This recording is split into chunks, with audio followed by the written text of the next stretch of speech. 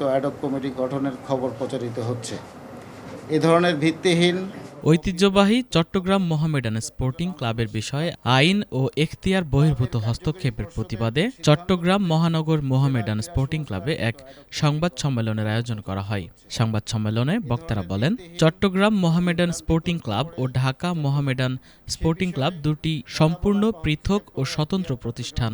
তাই Chittagong Mohammedan sporting ক্লাবকে কেন্দ্র করে কোনো ব্যক্তি বা প্রতিষ্ঠানের অবৈধ হস্তক্ষেপ কিংবা এখতিয়ার বহির্ভূতভাবে কমিটি গঠনের চেষ্টা আইনগতভাবে গ্রহণযোগ্য নয়। এখন এই গভীর ষড়যন্ত্রের অংশ কিনা সেটাও গোয়েন্দা সংস্থার মাধ্যমে আমি নজরে আনার জন্য, দৃষ্টিপাত করার জন্য, কারণ দোসররা বিভিন্নভাবে আমাদের উপরে জেঁকে বসার চেষ্টা করছে।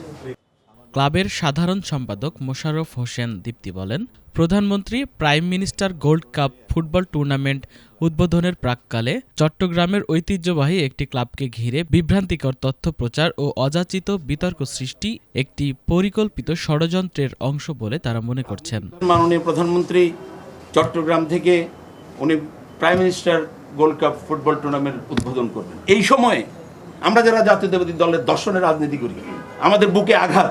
কেন আমরা এই প্রশ্নে সামাজিক যোগাযোগ মাধ্যমে এবং সামাজিক জায়গায় আমাদের কর্মীদেরকে আমরা কেন বিব্রত? বক্তারা আরও বলেন, চট্টগ্রাম মোহামেডান স্পোর্টিং ক্লাব একটি স্বতন্ত্র ক্রীড়া সংগঠন এবং এটি ঢাকা মোহামেডান স্পোর্টিং ক্লাবের অধিভুক্ত নয়। ক্লাবের নিজস্ব গণতন্ত্র ও আইন অনুযায়ী এর কার্যক্রম পরিচালিত হয়ে আসছে। আমাদের ঢাকা মোহামেডান স্পোর্টিং ক্লাবের নাম হচ্ছে মোহামেডান স্পোর্টিং ক্লাব লিমিটেড, আর এটার নাম হচ্ছে চট্টগ্রাম মোহামেডান স্পোর্টিং ক্লাব।